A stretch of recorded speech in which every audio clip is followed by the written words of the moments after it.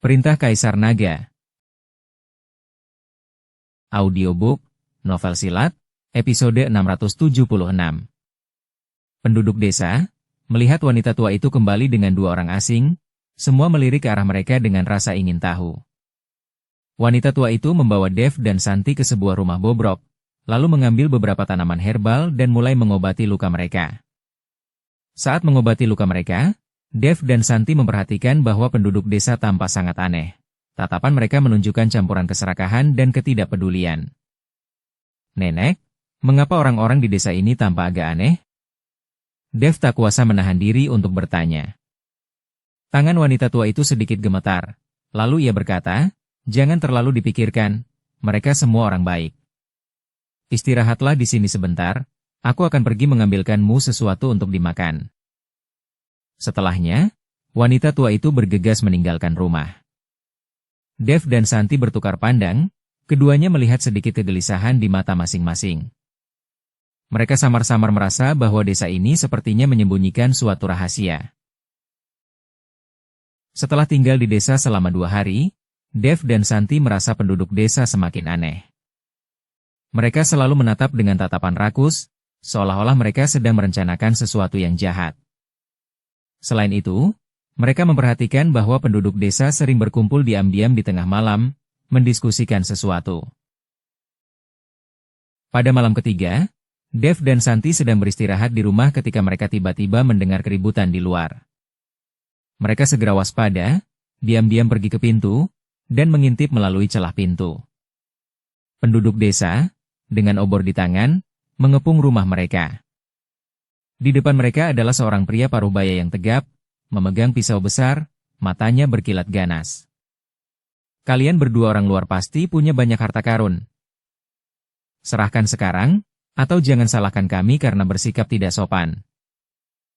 Pria parubaya itu berteriak. Mendengar kata-kata pria itu, Dev dan Santi langsung mengerti segalanya.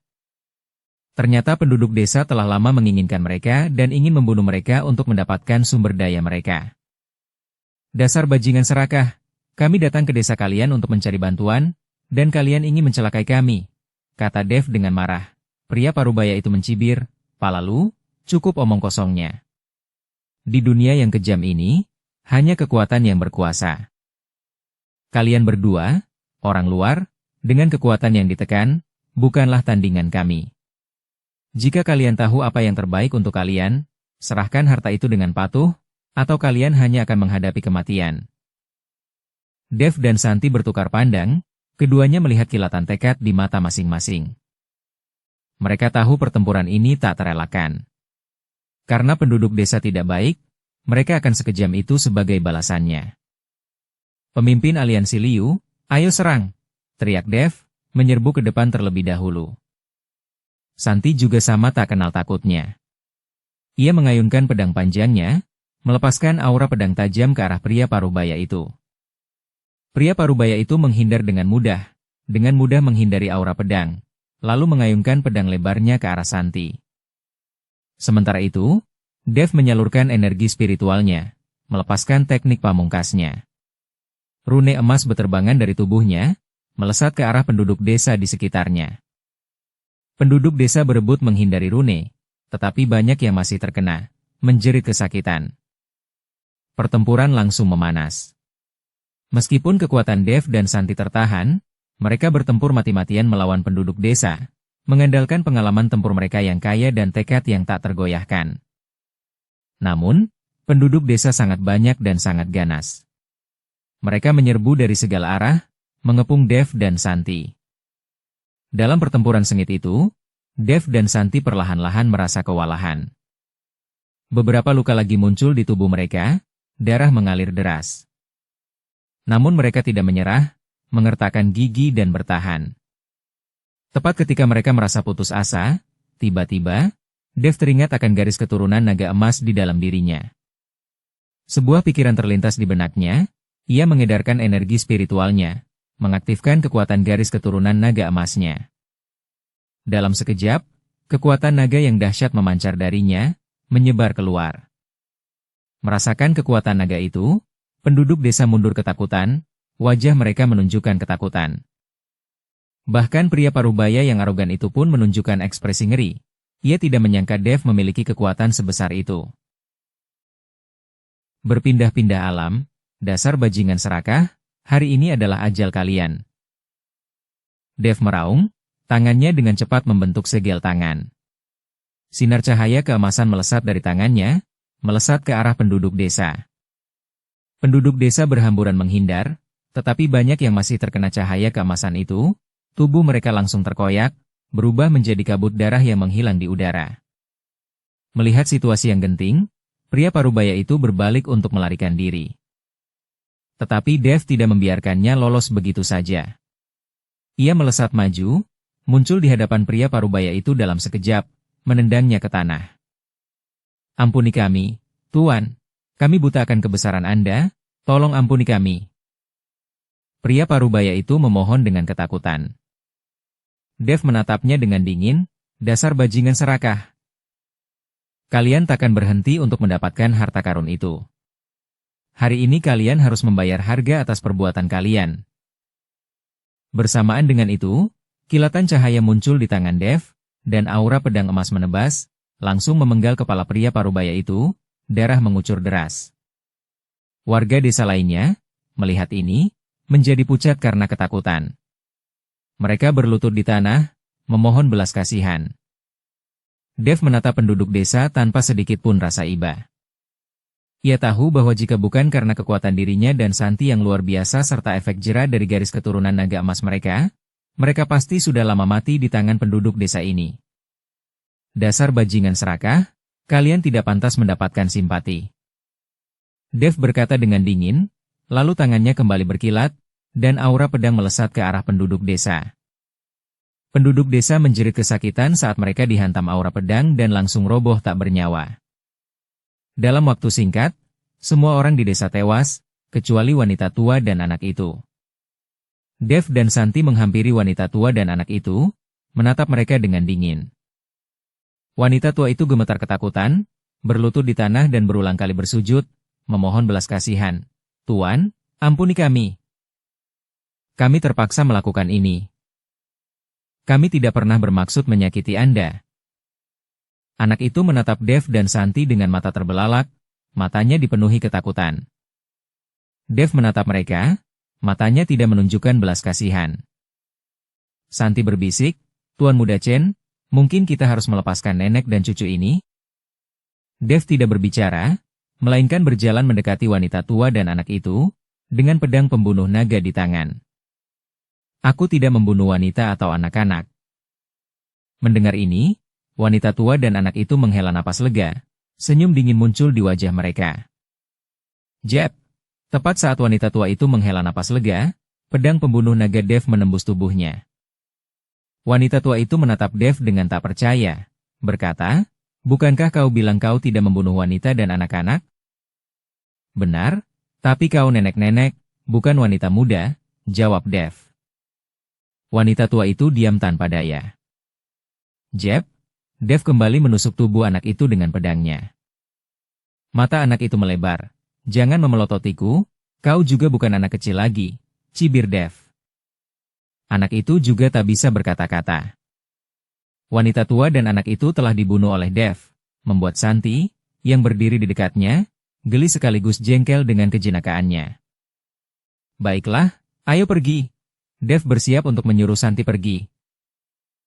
Blaar, tiba-tiba, dunia bergemuruh, dan pandangan mereka menjadi gelap saat mereka jatuh pingsan lagi. Ketika mereka perlahan terbangun, mereka mendapati diri mereka berada di dunia yang sama sekali asing. Langit di sini berwarna ungu yang menakutkan, dan awan-awan bergolak dan bergelora seperti api yang membara. Di tanah, retakan-retakan besar saling bersilangan, seolah dirobek oleh tangan raksasa yang tak terlihat. Di kejauhan, beberapa puncak gunung menjulang tinggi menembus langit, puncaknya diselimuti asap hitam, memancarkan aura yang meresahkan. Tuan Muda Chen, di mana ini? Santi bertanya dengan lemah, wajahnya sepucat kertas, jelas menunjukkan bahwa pertempuran dan teleportasi sebelumnya telah sangat melemahkannya. Dev menggelengkan kepala, alisnya berkerut. Aku juga tidak tahu, tapi tempat ini sungguh aneh. Kita harus berhati-hati. Keduanya berdiri, siap menjelajah, ketika tiba-tiba terdengar jeritan melengking dari kejauhan. Mereka bertukar pandang dan segera berlari ke arah suara itu. Ketika mereka sampai di sebuah lembah, pemandangan di depan mereka membuat hati mereka menegang. Sekelompok bandit dengan semangat mengejar sebuah keluarga beranggotakan 3 orang. 2 orang tua, dengan wajah penuh ketakutan, melindungi anak mereka dengan erat di belakang mereka, sementara para bandit mengacungkan senjata tajam, tertawa sinis. Berhenti, Dev meraung, hendak turun tangan, tetapi tiba-tiba mendapati dirinya seolah dikendalikan oleh kekuatan tak terlihat. Tubuhnya menjadi sangat berat, gerakannya sepelan siput. Santi menghadapi situasi yang sama. Matanya terbelalak, ingin segera maju, tetapi ia hanya bisa menyaksikan tanpa daya saat keluarga beranggotakan 3 orang itu terjebak dalam situasi putus asa mereka. Tidak, Santi menjerit putus asa. Di bawah pengawasan ketat mereka, para bandit dengan cepat mengejar orang tua anak itu. Seorang bandit mengayunkan pedang lebarnya, dengan ganas menebas ayah anak itu. Sang ayah berusaha sekuat tenaga untuk membela diri, tetapi perbedaan kekuatannya terlalu besar. Pedang lebar itu langsung menembus bahunya, dan darah mengucur deras. Ayah, anak itu menjerit memilukan. Segera setelah itu, bandit lain menghunjamkan pedangnya ke arah ibu anak itu. Untuk melindungi anaknya, sang ibu melindunginya dengan tubuhnya sendiri, ujung pedang menembus dagingnya. Ia perlahan roboh, matanya dipenuhi keengganan dan kekhawatiran. Ibu, anak itu bergegas ke sisi ibunya, air mata mengalir di wajahnya. Dev diliputi amarah. Ia berjuang mati-matian, mencoba melepaskan diri dari kendali tak kasat mata ini. Dukung channel Novel Silat dengan subscribe, follow, like, komen dan share. Akhirnya, dalam rasa sakit yang menusuk, ia merasakan kekuatan yang mengikatnya tiba-tiba lenyap. Kalian binatang buas, Dev meraung, menyerbu para bandit bagaikan binatang buas yang mengamuk. Pedang pembunuh naga di tangannya berkilau dengan cahaya yang menyilaukan. Setiap serangan membawa kekuatan yang luar biasa. Santi juga telah mendapatkan kembali mobilitasnya. Ia mengacungkan pedang panjangnya, melepaskan ilmu pedang yang dahsyat, bertarung bersama Dev. Para bandit, yang terkejut dengan kemunculan tiba-tiba 2 individu sekuat itu, sesaat menjadi kacau balau. Namun, di bawah komando pemimpin mereka segera kembali tenang dan menyerbu Dev dan Santi, mengacungkan senjata mereka. Mata Dev sedingin es, ia menyalurkan energi spiritualnya, melepaskan teknik pamungkasnya. Cahaya pedang emas melesat dari tubuhnya, melesat ke arah para bandit. Kemanapun cahaya pedang itu lewat, para bandit menjerit kesakitan, tubuh mereka dihantam cahaya, seketika ambruk dan mati. Santi, tak mau kalah, melancarkan jurus pamungkas aliansi iblis duniawi, bayangan pedang iblis bumi, melepaskan rentetan bayangan pedang tajam yang menghujani para bandit. Para bandit yang tak sempat menghindar, terkena hantaman bayangan pedang, darah berceceran di mana-mana. Setelah pertempuran sengit, Dev dan Santi akhirnya menghabisi semua bandit. Terengah-engah, mereka berjalan ke sisi anak itu. Anak itu berlutut di samping mayat orang tuanya, air mata mengalir di wajahnya. Ia menatap Dev dengan mata penuh kebencian dan berteriak, "Mengapa kalian tidak bertindak lebih cepat?